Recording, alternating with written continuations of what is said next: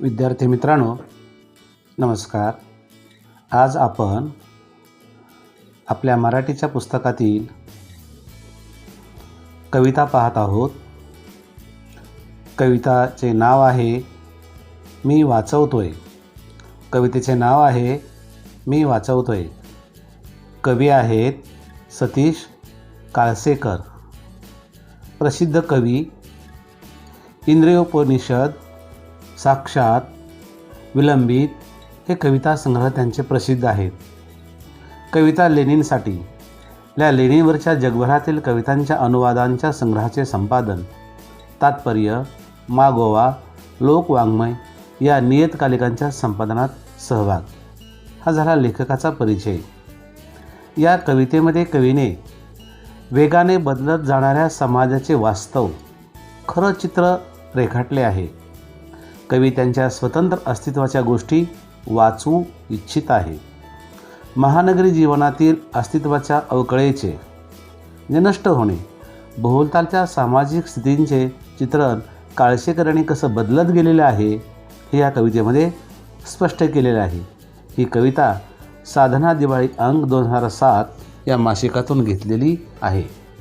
थोडक्यात आपण ह्या कवितेमध्ये काय शिकणार आहोत पाहूया. समाजाचे वास्तव वेगाने बदलत चाललेले आहे. जुने व्यवसाय, जुने खेळ काळाच्या पडद्यात नष्ट झालेले आहेत. सध्या विज्ञान आणि यंत्रयुगाच्या आधुनिक झगमगाटात आईची बोली म्हणजे आपली मातृभाषा कोणी बोलत नाही. 4-5 वाक्य जरी मराठीत बोलायचं म्हटलं की हिंदी किंवा इंग्रजी शब्द येतात आणि आपल्याला असं वाटतं की आपण शिकून खूप मोठे झालेलो आहोत. पण आपली मूळची जी मातृभाषा आहे, आईची बोलीभाषा आहे म्हणजे मातृभाषा, ते आपण काही बोलत नाही, कारण कमीपणा वाटतो. नवीन पिढी यांत्रिक वस्तूंच्या आहारी गेली आहे. या सर्व बदलांची खंत, दुःख या कवितेत कवीने व्यक्त केलेले आहे. जुन्या काही चांगल्या गोष्टी या बदलातून वाचवणे गरजेचे आहे. कोणत्या जुन्या वस्तू आहेत? काय काय बदल झालेला आहे? विज्ञानाची प्रगती झाली, परंतु प्रगतीबरोबर माणूस यंत्राच्या चाकाबरोबर खूप धावू लागला पुढे. मागं वळून पाहिला त्याला वेळच नाही. आणि ह्या आधुनिक यंत्रयुगामध्ये जागतिकीकरण झालं आणि संपूर्ण जग आपल्या जवळच आलं. त्यामुळे आपली बोलीभाषा, आपल्या रूढी, आपल्या परंपरा, आपले खेळ, आपले खेडी गावं हे आपण काय झालेलो आहोत? विसरत चाललेलो आहोत. एवढंच नव्हे तर आपण आपापसामधील नातेसुद्धा विसरलेले आहोत. समाजामध्ये बदल झालेला आहे, कुटुंबामध्ये बदल झालेला आहे. कुटुंब व्यवस्था आणि समाज व्यवस्था पूर्ण बदललेली आहे. याचे काही दुष्परिणाम या ठिकाणी कवीने सांगितलेले आहेत. मित्रांनो, आपण आता कवितेचा अर्थ पाहूया. भावार्थ काय आहे नेमका? सलग कवितेचा अर्थ पाहूया. बदलत जाणाऱ्या समाजाचे वास्तव शब्दामध्ये चितारताना कवी म्हणतात, आई अशी हाक आता ऐकू येत नाही. जणू ते सीमेच्या बाहेर गेली आहे. कारण आई आता या हाक ऐकू काय येत नाही? त्याचं कारण वेळे कुटुंब व्यवस्था बदललेली. गोठ्यातल्या गायीसुद्धा आता हंबरणे विसरल्या आहे. त्या आता वासरासाठी हंबरत नाहीत. आई लेकरांचे संबंध मायेचे आता राहिलेले नाहीत असा याचा अर्थ होतो. मोठमोठे मॉल्स व सुपर मार्केट निर्माण झाल्यामुळे त्यांच्या झगमगाटीच्या दुनियेत आता पूर्वीचा किराणा माल व भुसारे दुकाने नष्ट झालेली आहेत, हरवून गेलेली आहे. पूर्वीच्या गावच्या संस्कृतीत म्हणजे गावगाड्यात असलेले जुने व्यावसायिक, लोहार, कुंभार, त्यांचे व्यवसाय म्हणजे भाते व चाके गावगाड्याबरोबरच निमूटपणे नाहीशी झाली आहेत. पूर्वीच्या भांड्यांची कलेची झिलई विस्तवासोबत निघून गेली आहे. चुलीच्या जाळावर शिजत असलेली आमटी राखेसकट दूर गेली आहे. आता धुराशिवाय ते गॅस शेगडीवर शिजत असलेली दिसते. संभाषणातून, संवादातून हल्ली म्हणजे माझी मातृभाषा म्हणजे आईची बोली निघून गेली आहे. आता मुले सुट्ट्यांमध्ये पूर्वीसारखे विटीदांडू आणि लगोरीचे खेळ खेळताना दिसत नाहीत. त्यांचा गिल्ला किंवा आवाज आता थांबला आहे. आता आट्यापाट्या किंवा पिंगा असलेले जुने खेळ नाहीसे झाले आहेत. परकर घालणाऱ्या लहान मुले आता पूर्वीचे मातीचे खेळ खेळताना दिसत नाही. आता मुले काय करतात? दूरदर्शनच्या स्पोर्ट चॅनलवर क्रिकेटची मॅच पाहण्यात रमून जातात किंवा गुन्हेगारी विश्वातील मालिका बघत राहतात. आता कुणाकडूनही पूर्वीसारख्या गोष्टी लिहिल्या जात नाहीत. पूर्वी गोष्टी असत, गोष्टी सांगत, गोष्टी लिहिल्या जात, पण आता तसं लेखक पण नाहीत आणि गोष्टी पण लिहिल्या जात नाहीत आणि पुस्तकांचं वाचन पण कमी झालेलं आहे. लिहिणाऱ्या हातांचा सराव थांबला आहे. शब्द केविलवाणी होऊन फक्त वाऱ्यासारखे विसरून जातात. अशा ह्या बदलत्या भयानक वास्तवात मी माझी कविता सांभाळतोय आणि कवितेसोबतच माझी आई, माझी भाषा आणि माझी भूमी यांचा मी या आधुनिक वास्तवापासून बचाव करत आहे किंवा करतो आहे असं कवी सांगतोय. विज्ञान आलंय, बदल झालाय, पण माझ्या जुन्या रूढी, माझ्या जुनी परंपरा, माझी मातृभाषा, माझा गावगाडा, माझे खेळ, माझा धर्म, माझी संस्कृती, माझी बोलीभाषा, माझे व्यवसाय हे मात्र कवी विसरायला सांगत नाही. ते कवी जपण्याचा काय करत आहे? प्रयत्न करत आहे आणि ते नष्ट होत आहेत म्हणून खंतही व्यक्त करत आहे. चला तर आता आपण कवितेचा भावार्थ पाहिला. आता आपण कवितेचा काय पाहूया? एक एक शब्दांचा, एक एक ओळीचा अर्थ पाहूया. हाकेतून हद्दपार होते आई, हंबरायाच्या थांबल्यात गोठ्यातल्या गाई. आता हद्दपार होतोय. काय हद्दपार होतोय? आई. हद्दपार होणे म्हणजे जीवनातून निघून जाणे. हॅकेतून हद्दपार आई होते, हंबरायाच्या थांबल्यात गोठ्यातल्या गाई. आता आई आणि गाई हे दोन्ही शब्द जीवनातून नष्ट झालेले आहेत. कारण ह्या विज्ञानाच्या युगामध्ये कौटुंबिक परिस्थिती बदललेली, कुटुंब व्यवस्था बदललेली. आई वडील, आजी आजोबा घरामध्ये नाहीत. नवीन मुलं, त्यांना आता आई वडील नकोसे वाटत आहेत. त्यामुळे आई हा शब्दसुद्धा काय होतो आता? नष्ट होत आहे. थांबल्यात गोठ्यातल्या गाई. गाई हंबरत नाही. पूर्वी गाई आपल्या वासरासाठी हंबरत असत. गाईच्या आणि वासराची माया होती. तसेच मुलाची आणि आईची माया असते. परंतु अलीकडे गोठ्यामध्ये गायीसुद्धा नाहीत. जनावरंसुद्धा खेडेगावातून नष्ट झालेली आहेत. त्यामुळं आता गोठ्यात गायीसुद्धा नाही, जनावरंसुद्धा नाहीत असं कवीला सूचित करायचं आहे. हरवत चाललाय किराणा आणि भुसार, सुपर मार्केटच्या झगमगाटात झरझर. काय हरवत चाललं आहे? किराणा आणि भुसार माल. का? पूर्वी किराणा मालांची दुकानं, धान्याची दुकानं, भाजीपाल्याची दुकानं वेगवेगळी होती.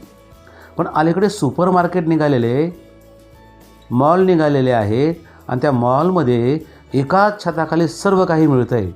त्यामुळे किराणा मालाचा व्यवसाय बंद होत चाललेला आहे. भुसार मालाचा बाजार बंद होत चाललेला आहे. कारण एकाच छताखाली मॉल नावाचं राक्षसी दुकान मोठं आलं आहे आणि त्याच्यामध्ये सर्व काही आपल्याला विकत मिळतं. त्यामुळे सुपर मार्केटचा झगमगाट आहे सध्या. लोहाराचा भात आणि कुंभाराचा आवा, निघून चालला गाववाड्यासोबत मुकाट. लोहाराचा भाता. लोहार एक व्यावसायिक होते. लोहार हे लोक लोखंड तापवून, ते लोखंड तापल्यानंतर भात्यामध्ये तापवत आणि त्याच्यापासून वस्तू तयार करत. विळा, वेळी, शेतींची अवजारं, वस्तू अशा तापवून तयार करत. पण अलीकडे मोठमोठ्या यंत्राच्या शोधामुळं लोहाराचा व्यवसायसुद्धा नष्ट झालेला आहे. भाताच पाहायला मिळत नाही. चित्रपट पाहिला का तुम्ही? ऐरणीचा देवा तुला ठिणगी ठिणगी वाहू दे, त्याच्यामध्ये आहे बघा गाणं, लोहाराचा भात आहे बघा. आणि कुंभाराचा आवा.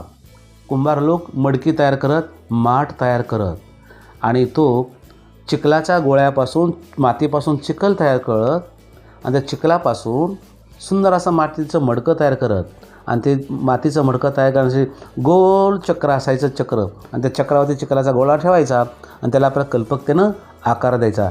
त्याला म्हणतो आवा. त्याला म्हणतो आपण आवा. आता हा आवाही पाहायला मिळत नाही, कुंभार नाही, कारण व्यवसाय त्यांचा नष्ट झालेला आहे. आता भांडी वेगळी आलेली आहेत.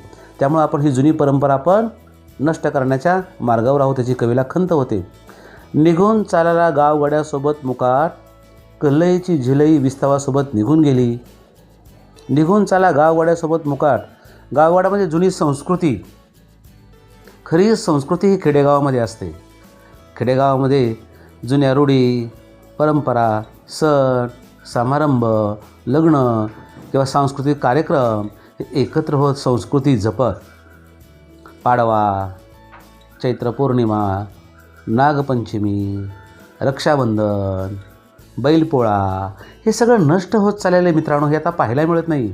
आपल्याला कुठंतरी चित्रपटामध्येच पाहावं लागल आणि कालांतराने ते सुद्धा आपल्याला पाहायला मिळणार नाही. आपली संस्कृती, जुनं ते सोनं आपण विसरून चाललेलो आहोत.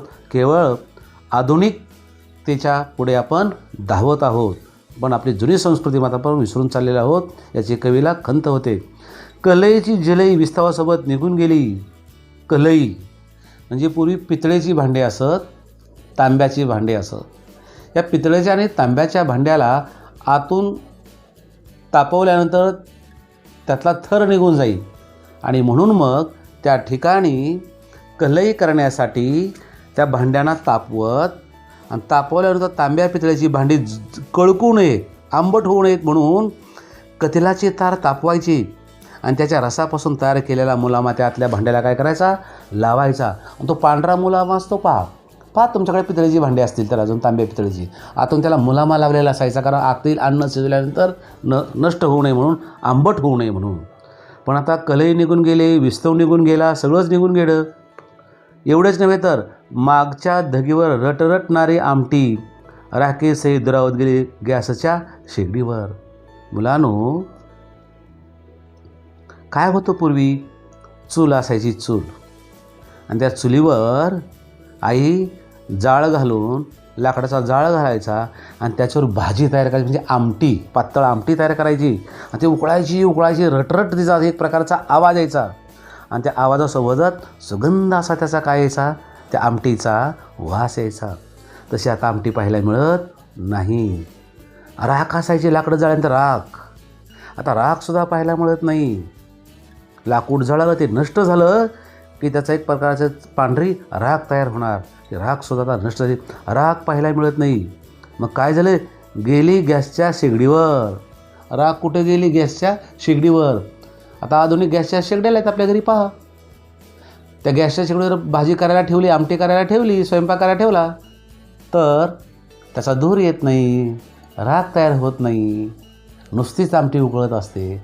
आपलं जुनं आपण विसरून चाललेलं आहोत. त्याची राख तयार होत नाही, प्रकारचा सुगंध येत नाही, वास येत नाही, धूर होत नाही त्याचं. ह्याची कवीला खंत वाटते. बोला चालेतून निघून चाले माझ्या आईची बोली. अहो, बोलताना सुद्धा आपण आपली मातृभाषा विसरून चाललो. आईची बोली म्हणजे कोणती? मातृभाषा. आपली मातृभाषासुद्धा आपण विसरून चाललेलो आहोत. मराठी बोलायला सुद्धा आपल्याला कमीपणा वाटतो.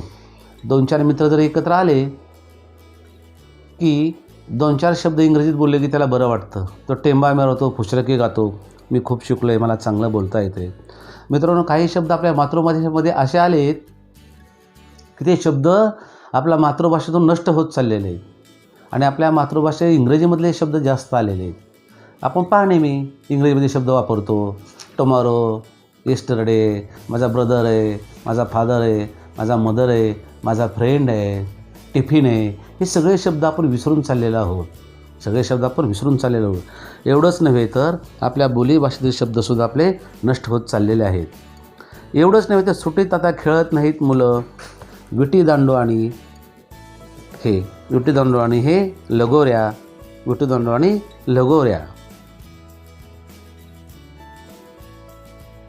मुलं खेळताना सुद्धा अलीकडे वेगवेगळे खेळ खेळत आहेत.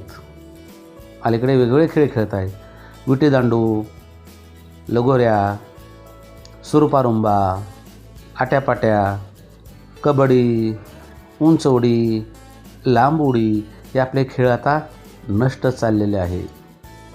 आणि त्यामुळं मुलाचा दंगासुद्धा थांबला आहे. पूर्वी खेडेगावामध्ये किंवा गल्लीबोळामध्ये सगळी मुलं एकत्र येणार सुट्टीमध्ये आणि भरपूर त्यांचा दंगा आणि खेळ चालू असा, मनसोक्त खेळणार, अगदी हुंदडणार. पण आता तसं नाही. एवढंच नव्हे तर मुलींचासुद्धा खेळ बदललेला आहे. परकऱ्या मुली खेळत नाहीत आता. आधीचे मातीतले खेळ मुलीसुद्धा खेळ खेळत होत्या. लंगडी, फुगडी, झिम्मा हे सुद्धा त्यांच्या खेळ आता नष्ट होत चाललेलं आहे. आणि युनिफॉर्मसुद्धा मुलींचा बदललेला आहे. बघा बरं, या ठिकाणी आता गोठ्यातल्या गायी आहेत. नंतर या ठिकाणी कुंभार दाखवलेला आहे, लोहार दाखवलेला आहे. पहा त्यांचं चित्र कसं आहे. बघा त्या ठिकाणी दिसते आपल्याला, किती सुंदर वाटतं, बरं वाटतं. पहा, हे कुठंतरी आपल्याला आता सहलीमध्ये, खेडेगावामध्ये पाहायलासुद्धा मिळत नाही. आता हे खेडेगाव किती सुंदर आहे पहा. आपलं शहर समोर आणा, शहरातली वाहतूक समोर आणा. वाहनांचा आवाज, कारखान्यांचा आवाज, गलगलाट, वाहतूक, प्रदूषण अशा अनेक समस्या निर्माण झालेल्या आहेत. पण खेडेगावामध्ये किती सुंदर दिसतं पहा. मोकळी हवा, स्वच्छ हवा, कौलारू घरं आहेत, बैठी घरं आहेत, लोकसंख्या कमी आहे, रस्त्यावरती गर्दी नाही, गोंगाट नाही, डोंगर, दऱ्या, झाडी, मोकळी हवा स्वच्छ मिळते आपल्याला आणि प्रसन्न असं वातावरण असतं. रात्री चांदणं पाहायला मिळतं, तर दिवसा स्वच्छ असा सूर्यप्रकाश असतो. पण शहरामध्ये सूर्यनारायणाचं दर्शन पण होत नाही आणि खेडेगाव पण दिसत नाही आणि रात्रीचा चांदणंसुद्धा दिसत नाही. अशी आता खंत या ठिकाणी. एवढंच नव्हे तर परकाऱ्या मुलीसुद्धा आता खेळ खेळत नाही. आधीचे मातीतले खेळ. आता युनिफॉर्मसुद्धा बदलला आहे. पूर्वी परकर जंपर मुली घालत, आता मुली आणि मुलांचा पोशाख सारखाच आहे. कळत नाही मुलगा का मुलगी. इतकं बदललेलं आधुनिकतेचं जग झालेलं आहे. पोरं आता दंगा असतात दूरदर्शनच्या चॅनेलवर बघत क्रिकेटची मॅच. पोराचा दंगा असतो, गोंधळ असतो. कुठं? दूरदर्शनच्या चॅनेलवर. टी व्ही समोर बसायचं. टी व्हीचं एक वेडच लागलेलं आहे. तासन तास मुलं टी व्ही समोर 5-5 तास बसतात. जेवताना सुद्धा टी व्ही समोर पाहून जेवायचं, अभ्यास टी व्ही समोर पाहून करायचा. मग ते टी व्हीवर काय काय मालिका लागतात, कशा लागतात, त्यातनं मूल्य आणि जीवनमूल्य घेण्यासारखे काय असतात हे सुद्धा कळत नाही. आणि मुलांकडे वेळ द्यायला पालकांना वेळच नसतो. ते त्यांच्या पोटापाण्याच्या मागं असतात. आणि एवढंच नव्हे तर कुटुंब व्यवस्था आहे. आईवडील जर दोघंही सर्व्हिसला असतील किंवा कामाला जात असतील, सुट्टी दिवशी मुलं एकटीच घरी असतात.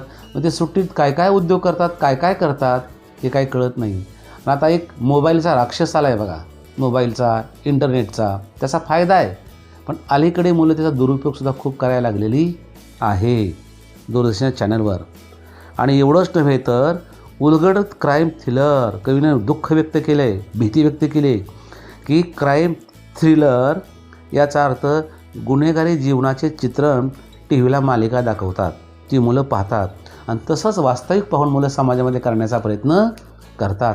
याच्याकडे सुद्धा आपण लक्ष दिलं गेलं पाहिजे.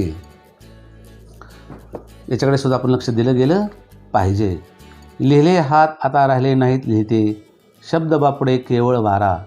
आता गोष्टी लिहिणारे, कथा लिहिणारे सुद्धा लोक नाहीत. कारण लिहायचं म्हटलं की जरा थोडंसं अलीकडे लिहिण्याचं प्रमाण कमी होत चालले. मग काय होतं त्यामुळे? शब्द बापडे केवळ वारा या काव्यपंक्तीचा आशय सौंदर्य आपण बघूया काय होतं. शब्द बापडे केवळ वारा याचा आशय काय? कारण पूर्वीच्या कविता किंवा साहित्य उंच सांस्कृतिक मूल्य जपणारे होते. जीवनानुभूतीतून आदर्श व प्रेरणा जनमानसाला मिळत होत्या. परंतु आता लिहिणाऱ्या हातातून सकस साहित्य निर्मिती होत नाही, हे कवीला सांगायचं आहे. जो शब्दपसारा दिसतो तो भावनाशून्य व पोकळ आहे असे कवीला म्हणायचं आहे.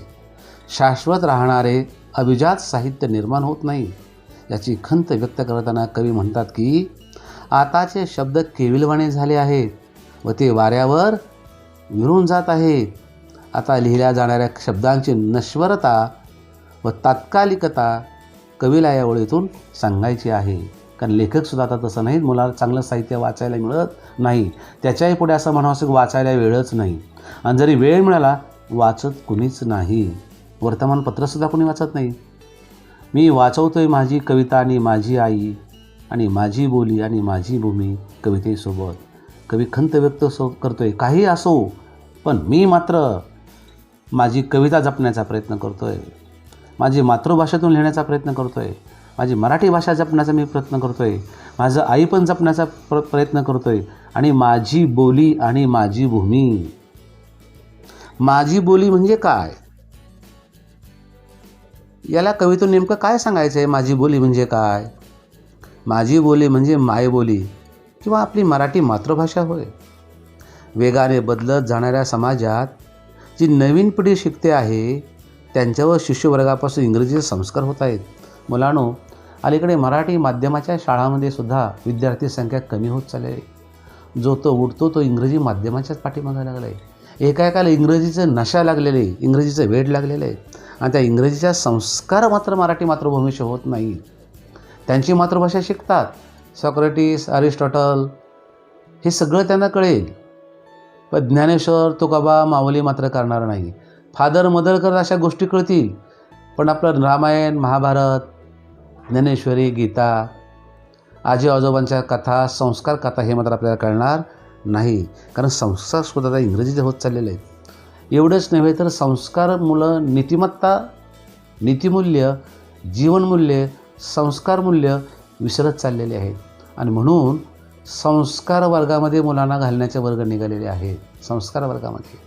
संस्कार वर्गामध्ये शिकायला मिळत नसतात. संस्कार हे उपजतच असावे लागतात, त्याच्यावर व्हावे लागतात. म्हणून इंग्रजीचे संस्कार आपल्याला नको आहेत. पूर्वीचे घरचे मराठमोळे वातावरण झपाट्याने बदलत आहे. वातावरणसुद्धा घरात नाही तसं. आधुनिकीकरणामुळे नवीन पिढीच्या तोंडी इंग्रजी रुळत आहे. आईची जागा मम्मीने घेतली, बाबांची जागा डॅडीने घेतली, डॅडने घेतली.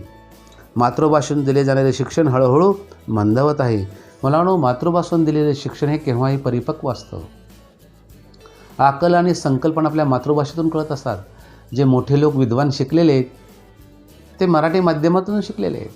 आपले गैरसमज डॉक्टर, इंजिनियर किंवा सगळे हे पत्रकार किंवा कलाकार इंग्रजीतून शिकलेले असतात. असं नाही. आपल्या मातृभाषेचा विकास काय होतो? चांगला होतो. मातृभाषा हे विचार व भावना मांडण्याचे नैसर्गिक माध्यम आहे.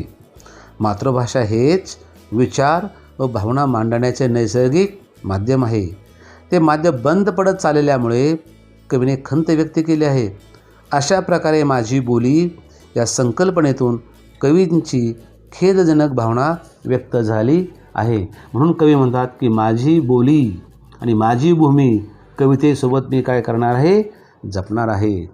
मला आवडली की नाही कविता तुम्हाला? विचार करा. या सध्या वास्तवता ह्या कवितेमध्ये शहरी आणि ग्रामीण भागामध्ये हाच बदल चाललेला आहे. कुटुंब व्यवस्था ढासळली, आईवडिलाला विसरले, नातेवाईक नष्ट चालले, सण समारंभ नष्ट होत चालले आणि सगळे पुढे पळत आहेत. पळा कोण पुढे पळे.